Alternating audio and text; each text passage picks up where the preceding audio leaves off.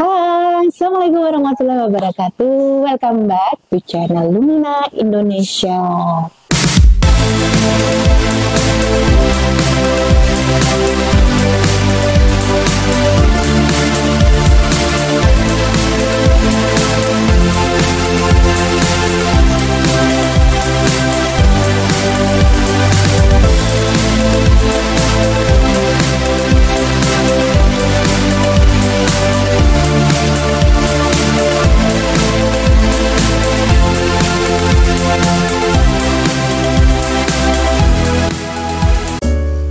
Sahabat Lumina, ternyata jagat Indonesia ini sedang heboh nih terkait ada beberapa kasus perceraian dua public figure gitu yang kita tahu.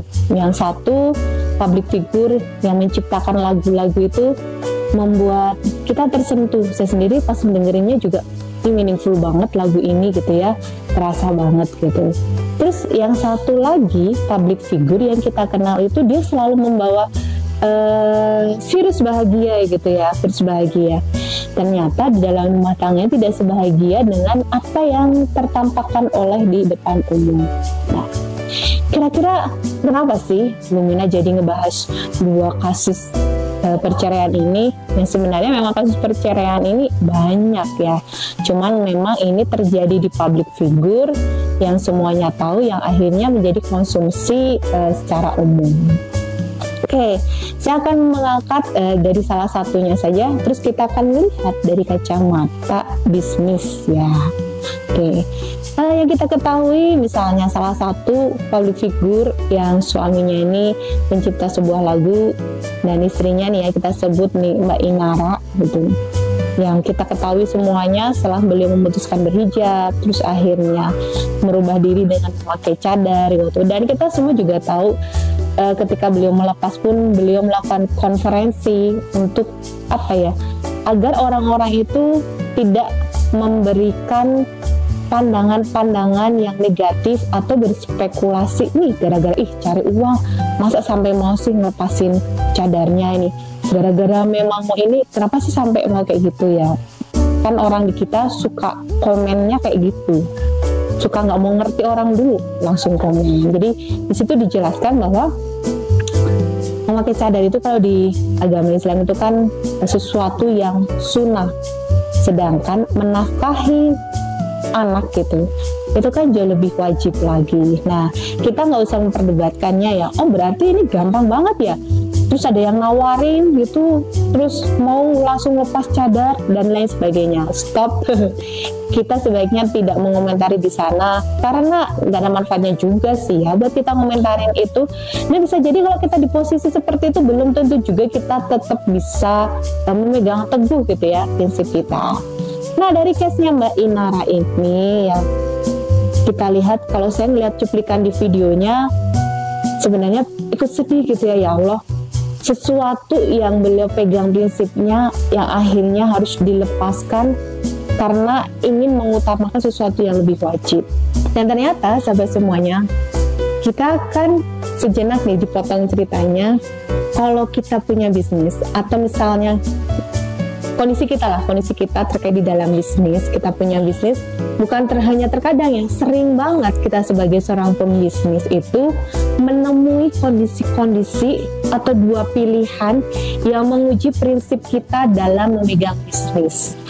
Yang terkadang kalau misalnya dituruti keinginannya, misalnya tadi Mbak Inara menuruti keinginannya nggak mau ngelepasin cadar lah, padahal beliau urgent banget nih mencari penghasilan untuk anak-anaknya. Bisa diturutin ya, mungkin ya namanya kerjasamanya terkait dengan brand kecantikan kulit. Kalau ditutupi cadar kan kalau untuk konsumen di Indonesia kan kurang kena ya, akhirnya kalau lepas cadar gimana, mau nggak bisa menutupi. Dan kita di kondisi bisnis itu terkadang prinsip yang kita pegang itu kita kurang melihat mana sih prinsip yang wajib dan mana prinsip yang dia sunnah.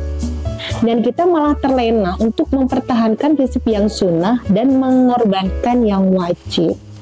Dan itu pasti butuh keluasan hati untuk bisa menerima dan menjalaninya. Yang akhirnya kenapa banyak sekali para pengusaha itu mereka gagal dalam mengembangkan bisnisnya, karena mereka gagal juga gitu, bisa menilai atau bisa memilih mana prinsip yang wajib dan mana prinsip yang sunnah.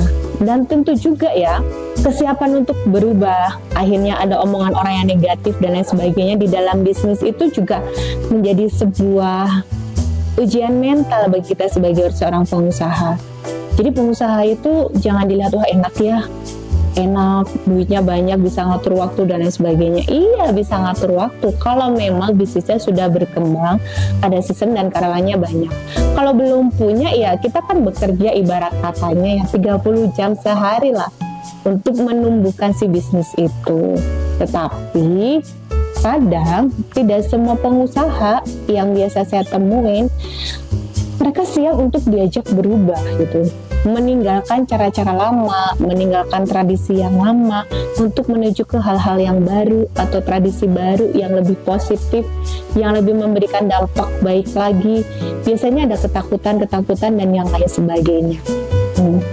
Nah, sahabat Lumina dimanapun berada nih ya, dari kisahnya Mbak Inara ini, kita sebagai seorang pembisnis ada dua hal yang bisa kita pelajarin. Yang pertama adalah kita harus punya prinsip dalam kita membangun bisnis. Kita juga harus bisa memilah mana itu prinsip-prinsip yang utama atau wajib, ataupun dia prinsip-prinsip yang sunnah atau second gitu ya, atau tambahan atau added value dan lain sebagainya. Lalu yang kedua, kita sebagai pengusaha juga harus siap untuk adaptif atau berubah dengan cepat, beradaptasi dengan kondisi sekarang yang terjadi, dan siap untuk bertransformasi dan berubah dengan cepat. Tentu ini bisa terjadi kalau kita sudah bisa mengantisipasi rasa ketakutan dan kekhawatiran. Nah, bagaimana misalnya dari Mbak Inara ini, dia mengatasi ketakutan dan kekhawatiran, beliau datang ke salah satu pabrik buku juga gitu ya, seorang ustadz dan lain sebagainya, yang beliau merasa orang ini bisa membantu saya ini, bisa memberikan saya masukan yang positif, bisa memberikan saya penjelasan dari kebimbangan saya antara memilih ini atau ini. Nah, di dalam bisnis sendiri hal itu bisa digantikan perannya oleh seorang konsultan, coach, atau yang lain sebagainya, seorang mentor, sehingga kita nggak selalu nih dalam kondisi yang merasa bingung, saya harus memutusin yang mana, terus ragu-ragu, takut memutuskan gitu ya, takut melangkah. Kalau misalnya kita masih kondisi seperti itu, ya wajar kalau bisnis yang kita pengen itu dia nggak mencapai expect atau harapan yang kita inginkan. Oke, sahabat Lumina dimanapun berada, dan setiap case yang ada kita perlu belajar nih dari kacamata bisnisnya, kita ambil sisi positifnya dan siap berubah. Sampai jumpa di video yang lainnya. Assalamualaikum warahmatullahi wabarakatuh. Dadah.